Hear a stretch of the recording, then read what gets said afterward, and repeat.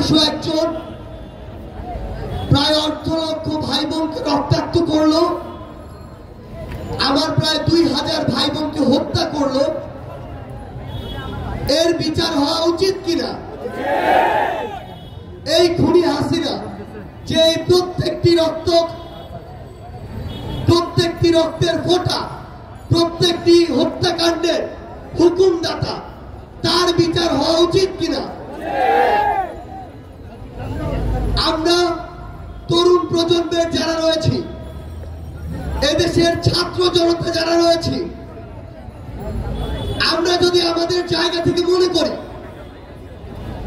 যে কোনো একটি বিচার বহির্ভূত হামলা, মামলা কিংবা হত্যার জন্য বিচার হওয়া প্রয়োজন, তাহলে এই প্রায় 2000 খুন, অর্ধ লক্ষ লোককে রক্তাক্ত করা, এর জন্য বিচার হওয়া প্রয়োজন কিনা?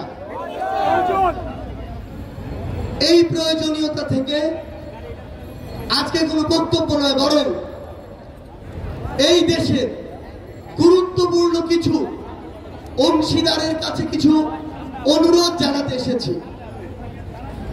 প্রথম অনুরোধ আমার ওই বীর যোদ্ধাদের প্রতি, যারা এই অভ্যুত্থানে রক্তাক্ত হয়েছে, নিজের হাত পা চোখ হারিয়েছে, এমনকি এখনো ওই স্বৈরাচারের যে কোনো দোসরের উৎপাতে তারা জীবন দিতে প্রস্তুত, সেই সকল আহত যোদ্ধাদেরকে প্রথম অনুরোধটি করতে চাই। আমরা যখন হাসপাতালে গিয়েছি, সেই আহত যোদ্ধাদের ফোনে সেই সময় রক্তাক্ত স্মৃতিগুলো এখনো রয়েছে। আমরা তাদেরকে, এই অর্ধ লক্ষ রক্তাক্ত যোদ্ধাকে বিনয়ের সাথে অনুরোধ করতে চাই, আমরা খুব দ্রুত অনেক কিছু ভুলে যাই। আমরা বিগত 16 বছর ভুলে গিয়ে এখন ওই 3 মাসের পিছনে লেগেছি। বিগত 16 বছরে কি হয়েছে, ওই 36 দিনে কি হয়েছে, কিভাবে আপনাদেরকে রক্তাক্ত করা হয়েছে, তা শুধুমাত্র আপনাদের ফোনে সীমাবদ্ধ থাকলে হবে না।